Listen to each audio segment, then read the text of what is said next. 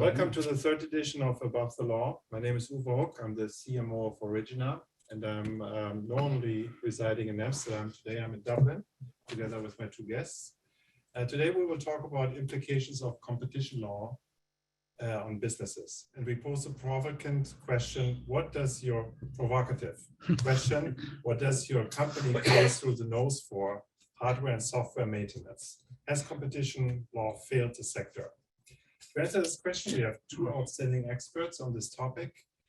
First, Guy Tritton, normally the host of Above the Law. He's the General Counsel and Chief Risk Officer of Origina, and IP/IT barrister at Hogarth Chambers, and a special guest, Cabinet Shefet. He's a French lawyer specializing in European law, including competition law. So we have Amsterdam here, we have London here, we have Paris here, so we have the axis of legal. So if you have any questions throughout the webinar, please feel free to use the chat to ask the questions. I will try to incorporate them in our presentation. If we don't have the time left to answer all these questions, we'll get back to you via email. So, Guy, let's get started. Yeah. Is it true that software companies pay through the nose for software maintenance? Well, of course, it's a slightly difficult question to answer, because generally, if they pay through the nose, it would be the question of whether or not the costs bear any relationship to the prices charged. But I'll just give you some figures. So that the general market for the after-sales maintenance around the world is $405 billion. We take software in the EU, it's $27 billion. And of which, just by the way, third-party maintenance companies have about 3.75% of that market. Now, generally speaking, if you're taking maintenance from the software company, so if it was Oracle and you were getting Oracle to support your software, you generally roughly pay about 20% of the cost of the software when you first bought it. Which this software may be incredibly stable. It may give rise to 1 or 2 tickets a year, hardly any cost at all. A lot of people say that is excessive. You are paying through the nose, and one of the reasons you're paying through the nose is because really there isn't much effective competition from anywhere else, so they can effectively charge what they want. So I think the answer to the question is yes, a lot of people are paying very high prices for software maintenance. Okay, so then if that's true what Guy is saying, that the costs for maintenance are high, does competition law have a part to play here, maybe in forcing companies to reduce their prices? Well, first of course, what Guy says is true, almost by definition. Second preliminary remark I would quickly make is that I like the title of this program, so to speak, which is Above the Law. Because when you talk about competition law, a lot of it is really above the law in the sense that we're looking at real facts, real social, real industrial, real commercial, real business facts, which will then shape the law. I think it's very important to understand that competition law is very dynamic. And to the extent that you can talk about laws that start with something above the law, it's certainly an area where we see that. So to get back to your question, yes, indeed, competition law does have a role to play in keeping prices down. Indirectly, so to speak, because competition law is all about competition. And the idea with competition, which is really driving competition law, is that if you have competitors, there will be sort of an equalizer in terms of pricing, which will ultimately be to the benefit of the consumer. So yes, indeed, competition law has a very strong role to play in keeping prices down. Absolutely. Okay, guys, so explain the differences at a high level between the EU approach to enforcement of competition law and the US approach. The EU is a lot more interventionist.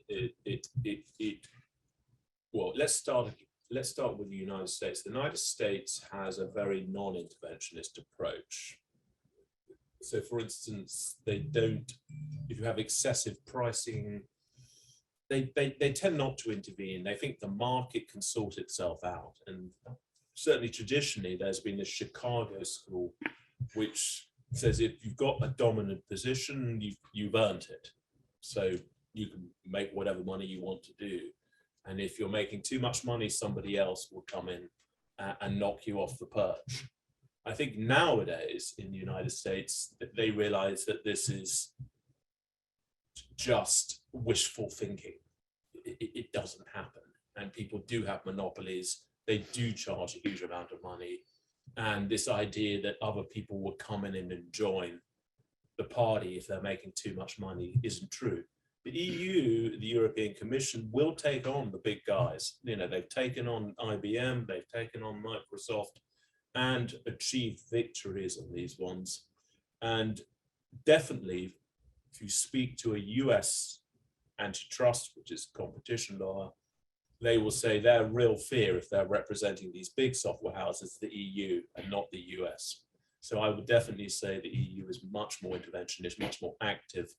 The only problem about the EU is it's quite slow. So you'll be arguing about something which went out 10 years before. So it's like they're playing catch up the whole time. And so, you know, there was a case of Microsoft Commission was about Windows Media Player. By the time it got to the general court, Windows Media Player just wasn't there. You know, it disappeared a long time ago. But yeah, definitely the US is, to use a phrase, more red in tooth and claw. You know, if you can make good money, you can make good profits, you've probably earned it, and they don't like to interfere. The EU definitely doesn't have that approach. But it seems the appetite in the US is growing. It is. For this, right, with this new administration. But it's not only the administration, I think it's a bipartisan effort. Also, the Republicans are very supportive in increasing competition and antitrust. It is. There's a little bit of parallels with the late 19th century when, you know, you had these huge players, you know, oil, railroads, cattle, and that led to what was called the Sherman Act, because these guys were very big monopolists. Now we have some very big digital monopolies in the United States. In this Chicago school, these major proponents of it are beginning to sort of lose ground to what's called the more Harvard school, which is more interventionist. And I think the short answer to that is in the digital world, you know, Google, classic example, it is just pretty much 100% market share, you know, and the way the markets work, Amazon, is they concentrate. They effectively are more likely to lead to 100% than to 20%, just because of the vertical integration and all that. And I think people are beginning to realize now that even in the United States, you've got to intervene. Mm-hmm. There's no question about it. Yeah. Let me just add a few words to that. Of course, everything I agree. I would just say one thing is that it is true that in the US, we've seen for quite a number of years a more relaxed attitude towards especially digital monopolies, and you're very right in raising that. Now we see the opposite from the FTC, from the FCC, which of course has to do with the political influence of these social media and others, which may explain why suddenly the bipartisan Congress wakes up to this being a problem, maybe even to democracy. It's not. I think that drives it more than antitrust considerations, the political impact of these alternatives to democracy, which is a great risk to the politicians in place. But there's another kind of contradiction, which is you refer to the Sherman Act. I totally agree. And this is kind of like, you know, Theodore Roosevelt and all of these good old days. But the interesting thing is that they have enforcement measures in the US antitrust legislation that we don't have in Europe. Monopolization is a crime. It is not a crime in Europe. Which is really a question of intention. Do you do what you do in order to monopolize the market? That's part of the Sherman Act, and it's not, and we don't have that crime in Europe. The other thing I would say is that you can get treble damages in the US in antitrust case. You can't get that in Europe either, because most of the enforcement in Europe, which is handled by the European Commission, will result in fines. The latest 2.5 billion euros, which was the Google case that Margaret Vestager just won. Which has to do very much with vertical integration, as you say, was funding the European budget. So you, in terms of, so first of all, you have monopolization, which is a standalone crime, which you don't have in Europe. And secondly, you have treble damages, which really go to the civil party. and you don't have in Europe either. So it's, you know, it's a difficult situation to compare U.S. antitrust European and say that one is stricter than the other. But certainly the approach in the U.S. has been very much influenced by the Chicago School, which has been sort of laissez-faire. And if you hold a dominant or a strong position, probably you deserve it. I agree. That has been the attitude. Very much so, yeah. And the question is 2.25? 2.5 billion, 2.4 something. I, Yeah. I like the fact you say it's financing the European budget, because I actually I mean, these are huge sums of money. Not for Google though. Not for Google, but they are funny enough for the EU. Yeah, for the EU, right? And Google is actually Which collecting. actually in itself is a very interesting point. Yeah. You know, you've got a company like Google making so much money that what is a significant amount for the European Union is not a significant amount for Google. That gives you some idea of the monopoly powers of some of these companies. Very true. There was always the criticism in the US too, that when whoever finds Facebook or whatever the tech platform is, that the fine is 5 billion, they make that up within a week. Yeah. Right. Well, so it really is nothing for them. It should be 50 or 500 Yeah. to really have the impact. deter. Yeah, and there's another question here, and I have to admit that I don't know the answer, but I believe that under US law, it's tax deductible. Yeah, even better. So they don't give NGO money that year. They just pay themselves off. Yep. The price, yeah, I think a lot of them see it, the price of doing business. Yep. It's like, you know, I've got to pay my accountants and I've got to pay some fines. Yeah. Yeah.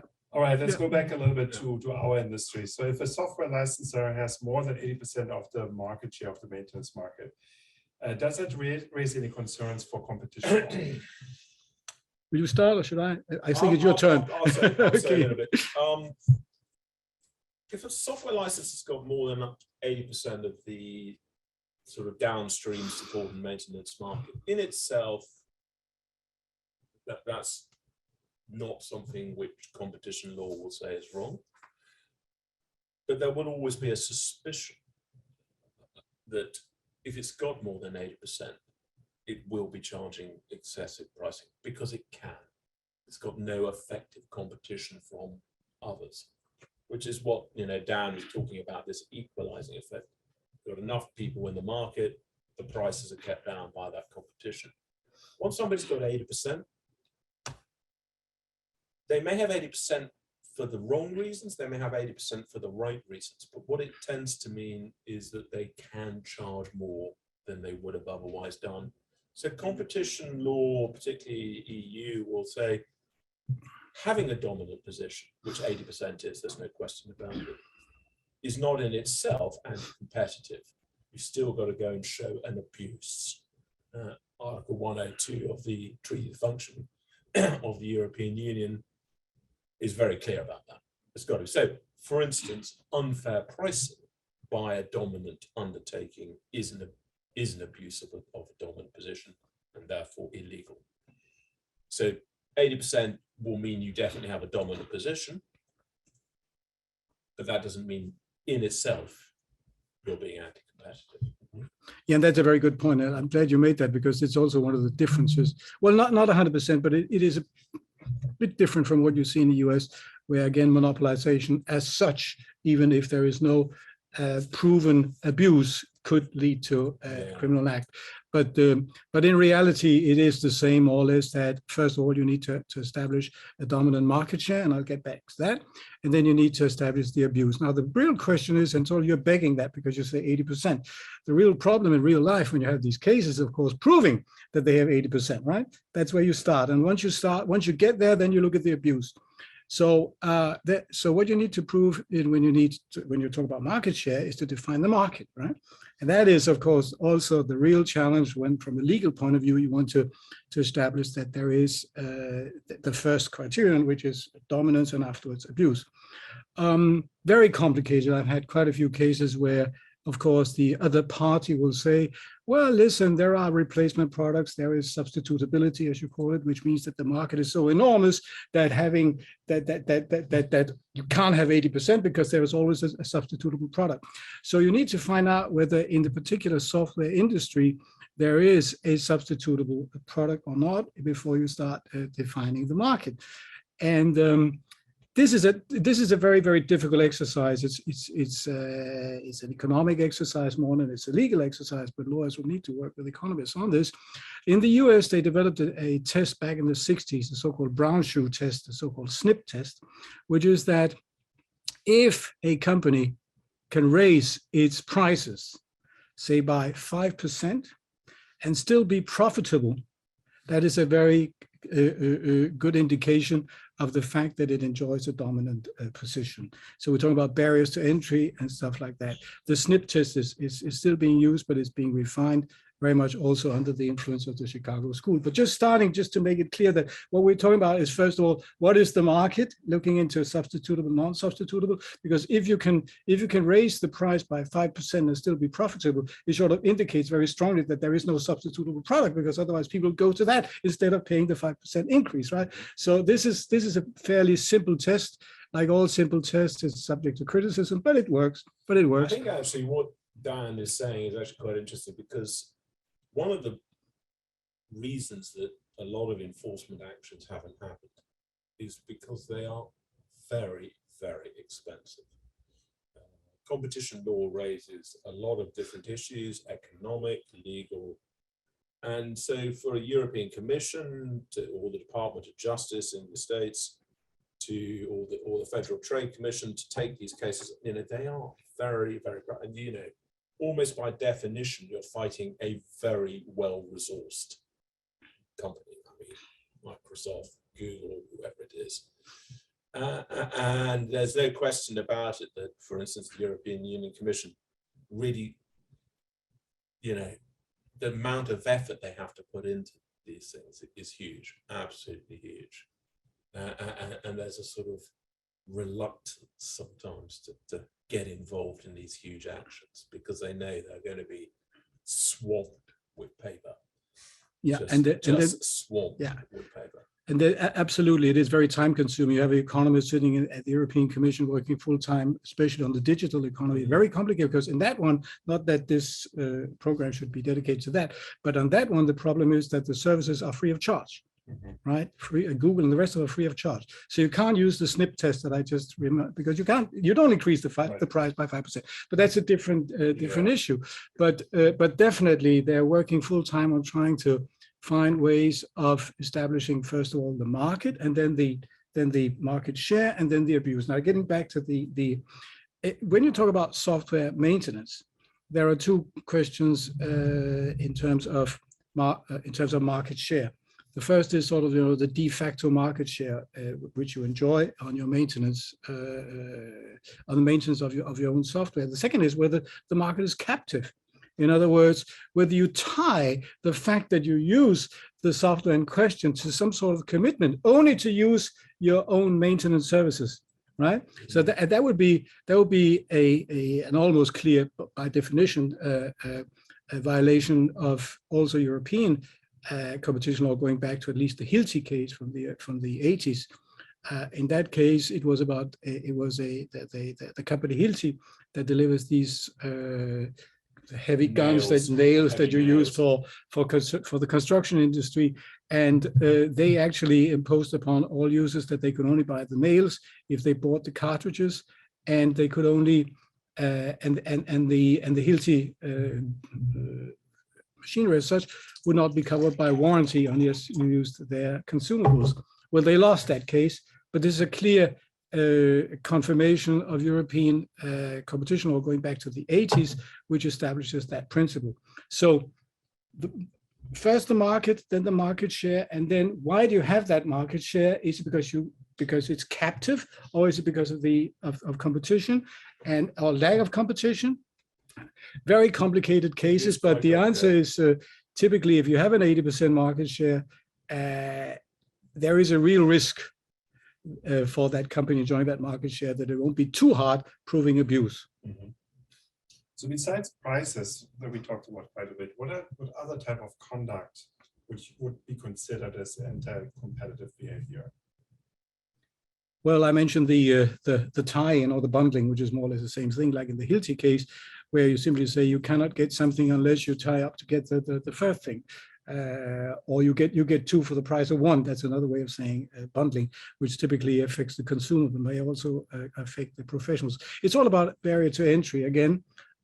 So any kind of policy on the part of a company that enjoys a dominant position, which would create an artificial mean not market-driven barrier to entry could be abusive. A good example of if you're getting very poor quality service, but somebody, we all know the case where you've got no choice. There's one hotel in the town. For some reason, maybe there was some. You stay in that hotel. What town is that? Yeah, exactly. Let's just assume there was one hotel, and the local mayor had said there will be only one hotel in this town. We all know that in those sorts of that you're just going to get poor quality service, and if you're getting poor quality service, that's a strong indicator that there is something anti-competitive going on. Because in this modern world that we live in, competition is absolutely at the heart of everything. And, if somebody's giving you poor quality service, you will go to the next person. So high prices, poor quality service, these are the things which directly affect the end user, the consumer. I mean, Dan talks about tie-ins and all that. They will affect the consumer, but in a more indirect way. And actually, it's quite important to mention that when you're looking at competition law, primarily the focus is on the effect on the end user, the customer, the down. It's not about keeping a company alive. If a company goes down the tube, the company goes into liquidation, that's just business. But if the conduct is having an adverse and detrimental effect on the end user, the customer, that's when competition law will now start to say, why is that happening and should we interfere? Yeah, this is great. I'll just add to this that what one normally says about competition law, especially the US, is that it protects competition, not the competitor. And that is absolutely the point in question. Now, there's another big debate. It may be ultimately disadvantages to the consumer and therefore to society as such. One of the big problems that you have in terms of competition law is how does it affect innovation? Because that is always the counter argument that you have, saying if I'm not allowed to charge the prices that I need in order to recoup my investment because I'm being charged with some antitrust violation, I won't invest. How will that affect innovation? And sometimes competition law, more and more, by the way, is also adding the ability to innovate into the equation, and not just the impact that it has on society and on competition as such, and on consumers, but also more long term is a fine against a company for abuse of a dominant position actually in the interest of innovation or not? Because the argument goes the other way, saying, okay, this company that gets the fine, it won't innovate, but it will, but by the same token, it will allow others to innovate. You see, the problem is very complicated if you add that into the equation, which is actually what you see in more and more cases now. Both parties argue the effect of competition law on innovation. Is it good or is it bad? Okay. Ultimately, who can actually enforce competition law? I'm sure there's a big difference between the US and the EU. There are two ways. One is through a competition authority. So the European Commission will enforce European-wide abuses, and then you will have national states have their own competition authorities. These are the ones who can have investigative powers, make findings and fine. So for instance, we're talking about the recent fine against Google, $2.5 billion US, or was it euros? Euros. Euros, yeah. And they're the ones, and because this investigation is so costly, people try and get them involved. The other way is to bring an action in the courts. Unsurprisingly, not many of those happen because the disparity between the power, the money, the resources of the parties is huge. So the the really big investigations tend to be done by competition authorities, who can, as we've heard, make some very substantial fines indeed. What about the US? US is not different. It's can also do that. Fun enough, though, because of the conditional fee agreements, the no win, no fee, this, bringing in action where you can get the lawyer says, well, I'll take 25% of all damages awarded. They're more common. And in fact, I think it's fair to say in the States, there is almost a culture of sort of no win, no fee antitrust actions. And there's certainly quite a few of those go on. Also because you get the treble damages. You get treble damages, and the lawyers, you get substantial damages. So the lawyer's going, 25% of that's very nice, please, that will keep us going.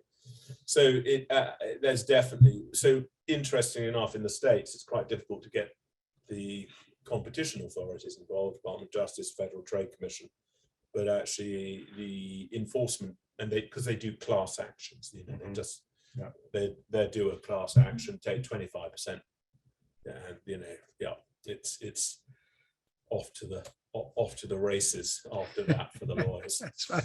We don't, absolutely true. We don't see that in Europe, and I certainly agree that. So you have the European Commission level and you have the national competition authorities.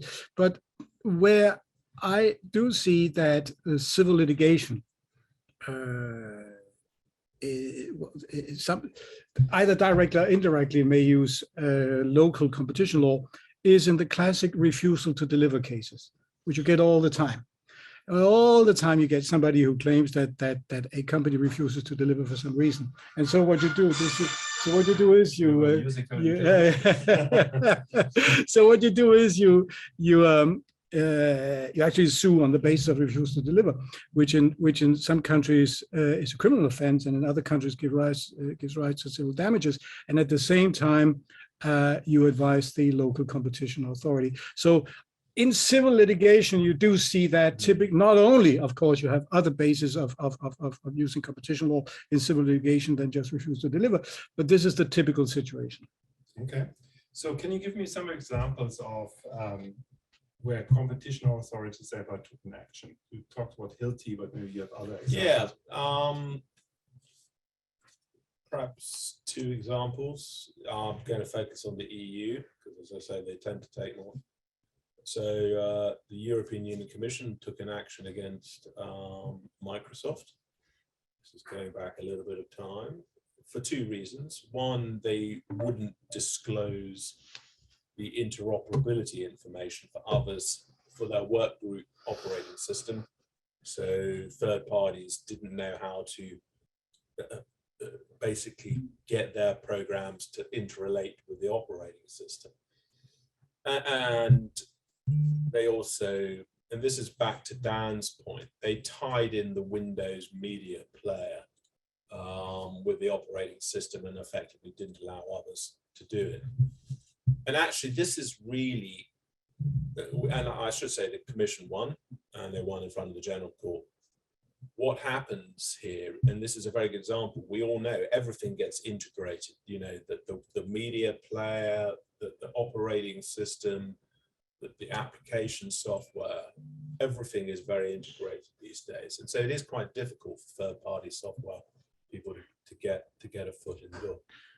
Another example is a little bit closer to home from Origina's perspective is the IBM case. IBM had a dominant position in the mainframe after-sales market. Round about, I think it was somewhere between 70 to 95%. They never actually determined it because the case was settled. And one of the things they didn't do is they would only provide machine code updates, which is software updates for the mainframes, to those who had a support contract with IBM, which obviously made life very difficult for the third-party maintainers because those people found themselves at a disadvantage. The European Union in a commission in a sort of what's called a provisional preliminary decision considered that to be prima facie an abuse. They were effectively denying a vital input into the after-sales market. IBM gave certain undertakings which meant that they didn't have to take this the whole way. So those are two quite good examples of where, in this case, the European Commission will actually, take a stand, investigate, and make a finding. It's interesting. I'm not so aware of any recently from the European Commission. Well, I'd say that what I see is happening in the European Commission, in addition to what you just explained, and what I think is also happening in the US right now, is a focus on what we call vertical integration. As an antitrust and a competition law violation. Vertical integration really could be summarized as a company either acquiring or entering the market along, down the line, and sometimes not, using what you would call cross-subsidization or leveraging, which means that they're able to compete in the market they're entering by cutting prices because they make a lot of money on another market. That's cross-subsidization, which typically will lead to vertical integration. Now, vertical integration is something that we have seen, especially in the digital economy I mentioned before, and you also mentioned it, the fine against Google. And that case really dealt with Google as a search engine, which was like the core industry, so to speak, of Google's activities, moving into the market of selling products. And referencing their own platform for selling products beyond and above and priority above others. So here you have an example of the market power that they have in terms of linking or referencing, and they're using that to reference their own platform, which competes against someone else. That's kind of a great example of vertical integration, and it's highly driven by the digital economy, which is really trying to create a marketplace for everything that exists in the whole world, and therefore almost by definition is vertically integrated. Very complicated from a legal point of view, but I see that is happening. Another area where vertical integration may be driven by the same philosophy seems to be in vogue right now is in the information industry, in the media industry. And under the Trump administration, of course, AT&T, Time Warner, and CNN, finally they were allowed to go ahead with that vertical integration. I don't know whether they would have been allowed to do that under a Biden administration today, because that power in terms of information is very, very strong, raises other questions. So the digital economy is part of this universe, and I see that again, because since the services are not priced, you can't use the snip test. So what you need to do is say, and this really brings us back to one of the fundamental questions is, when is too much too much? And that is it. Is 80% in itself, like in the US, maybe a violation of something, or is it only the abuse? Right. And see, so this is, I think, one of the basic philosophical questions we have to ask ourselves. I mean, one of the things that, let's say I have a patent for a groundbreaking pharmaceutical drug, cure for cancer. I'm probably going to have my own market in that pharmaceutical product just by itself, but nobody would say, oh, well, in that case, you're being anti-competitive. You've come up with a cure for cancer. You've put in 6 billion of research. Most people would say that's fine. Reap the rewards of your 6 billion. You've made an amazing contribution to the world. So I just say that so people understand that just having a high market share in a particular market isn't necessarily the sin, the evil that some people might think it is. You may be there for a very good reason, and a good reason.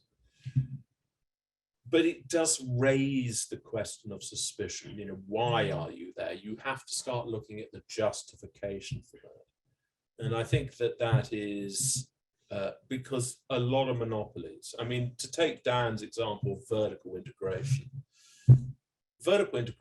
has been happening for years, hundreds of years. There used to be a British family called Vesti who owned huge ranches in the Argentina. They invented sort of refrigerated shipping of meat, brought it into Britain, and then what did they do? They set up butchers in every high street. And did they supply their meat to other butchers? No, they did not. So, and they had and because the meat from the Argentina was very cheap compared to British meat, in effect, they managed to get a very, very big market share very quickly. This is definitely happening now in the digital world. I mean, a good example of vertical integration in some ways is software licenses and the support maintenance market. You've got your upstream market of software licenses and your downstream market of support and maintenance for those products. So these sort of, when you leverage your power in one market in order to gain dominance in another, that's definitely where competition authorities will look at and say, this is not a good thing. And this is what they call leveraging, as Dan said. And then a very good point, because your example about Counsel research, I mean, it's very good because this is something we will all understand. And it brings us to the contradiction almost between, innovation and competition law. Do they live hand in hand, or do they sort of defeat each other? Very complicated question. But with the example that you gave, competition law, again, in terms of judgment, enforcement, and remedies, is not binary. You have different versions. So in the particular case that you are giving us as an example, you may actually come up with a compulsory licensing scheme, which is really, you have this Counsel research, whatever you have, you can't keep it to yourself. If you want a patent for it, you must license it to others. And then you get into, okay, so what is the license fee? And there you have what you call friend. It has to be fair, it has to be reasonable, and so on, compared to the cost of developing it, and so on and so forth. I mention this because people should not believe that competition law is, again, a binary situation. Sometimes even the worst kind of sanction, especially on the US law, is breaking up the company, which we saw with AT&T, for instance. So if you go to the top end of the scale, it's breaking up the company. And then you have the fines and so on, the treble damages. But there are other solutions also, which you should really use you should always use the one that has the minimal effect. And this could be compulsory licensing. Compulsory licensing, either in return for the monopoly that you are granted by getting a patent, because that is a monopoly, or simply because of the importance the discovery has to the rest of mankind. We talked about it with COVID vaccines, it came up. But I think a very, very good example.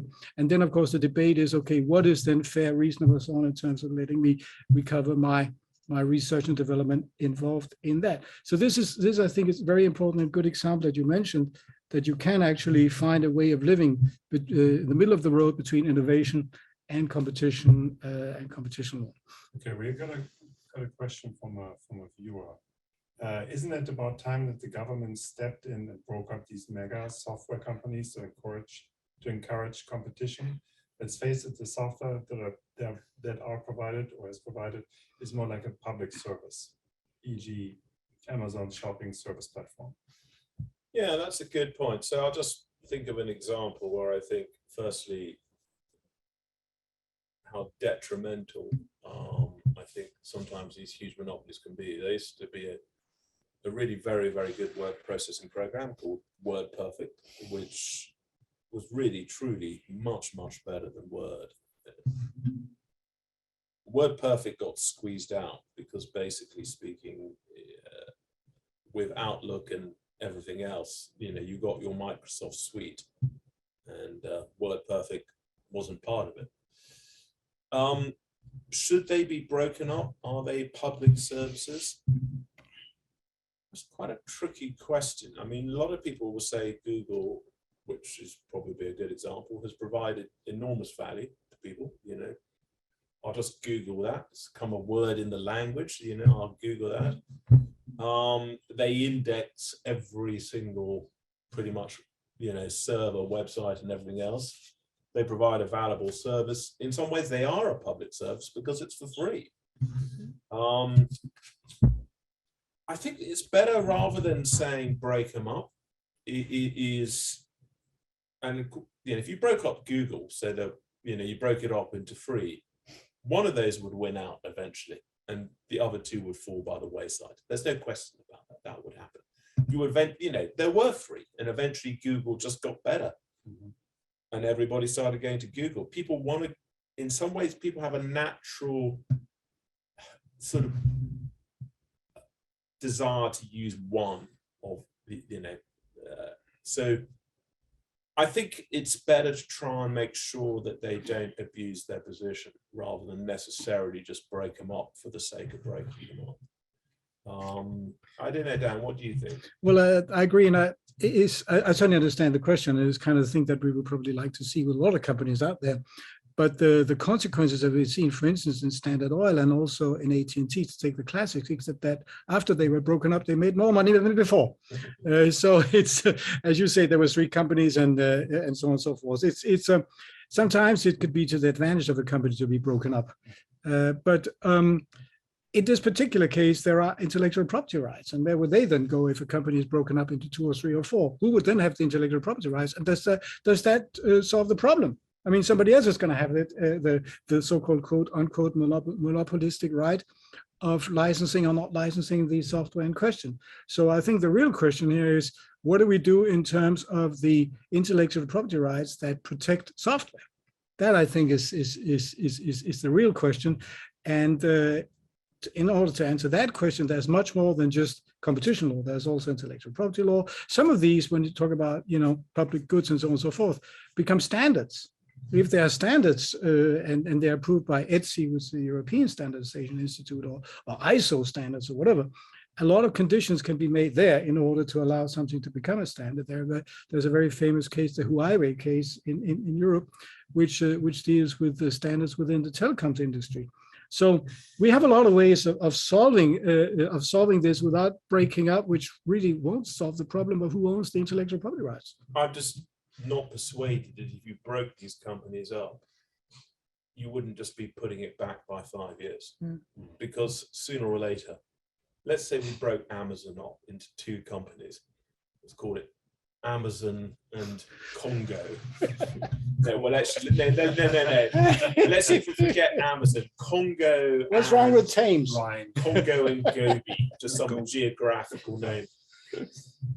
One of those will eventually prove to be better than the other. And then people will slowly move. And what happens here, there's a sort of tipping point. Once people start using one a lot more than the other, then everybody builds their programs to fit with that one, not the other one. Everybody says, oh yeah, we've got an Amazon service, we use that. What about the other one? No, we haven't, it's not economic for us to do one for that. And very slowly, this sort of tipping point moves and people start moving, using more and more and more. And then suddenly, they've got 90% of the market. It is the nature of the way things happen. So as I say, I think if you broke it up into Amazon or Google, broke it up into, 2, 3 companies, I think 5, 10 years down the line, like the Phoenix, there will just be another Amazon or Google, because that's the nature of the business. Okay, we have a few more moments left. I have 2 more questions. One is from the audience as well. Are we seeing any trends in the area of competitive law, competition law? Well, as I mentioned before, we're seeing an increased focus on what we call vertical integration. We're seeing that both in the European Union and in the US. There's an interesting intersection which we haven't spoken about, which has to do also with the competition law. It's the right to repair. That was my last question. Okay, so because I would add it here because it vertically integrated. Vertically integrated question, because they do get together, as you say, they do come together. And so the thing is really, the right to repair may indeed be seen as a more or less implied consequence of competition law. But it's also more than that. It's also more than that. It's driven very much by programmed obsolescence and this kind of stuff. You buy a vacuum cleaner or dishwasher, and its warranty is 2 years, and the day after the 2 years elapses, the whole thing breaks down. This is kind of an experience I think that we unfortunately all have lived through. So there's more than competition law in it, but a lot of this is also competition law, and that is a trend which I think we'll see more and more. Unfortunately, due to the events of COVID and now Ukraine, I believe that these geopolitical events will lead to somehow protecting and finding alternatives to the supply cycle. National sovereignty will become very important. I know that they're working very much on that in France. At the commission level, also in terms of blocking statutes, not allowing certain industrial information to be shared with other countries and so on and so forth. Competition law is very much a part of this whole thing, I think, but we'll see buzzwords like national sovereignty, cyclical economy, repairability, protecting the supply cycle. That will be the new trend together with vertical integration. I think that's right. I think firstly, I would say the trend now, I think we've had a long period, possibly going back to the 1960s, where it's been very pro-business. You know, the markets have got better. People have access to a huge amount of goods and services. So in a way, the market works. So competition law has tended to be a little bit hands-off. I think that has now changed. It's now, we're back to these huge monopolies, you know, Google, Microsoft, and there are plenty of others we can name that. And, you know, the level of complaint has increased in many of these areas. And with a change, for instance, in the United States, you know, to the Democrats from Trump, it was very, I mean, Trump even would regularly get his legal lawyers to weigh in any Department of Justice in favor, not of, you know, the Department of Justice, which you think he might be in favor, but in favor of, you know, the company. You know, it was like very odd indeed. So it is, I think Dan's right. There are other considerations which are coming to fore. National sovereignty, you know, this competition law isn't very nationalistic. It works on the basis that, you know, having access to the world's goods, the world's services is the best ways to increase. And we all know that, you know, the isolated market, the isolated country is the one which has, you know, the poorer standard of living. Trade is what makes people wealthy, trade in services, trade in goods around the world.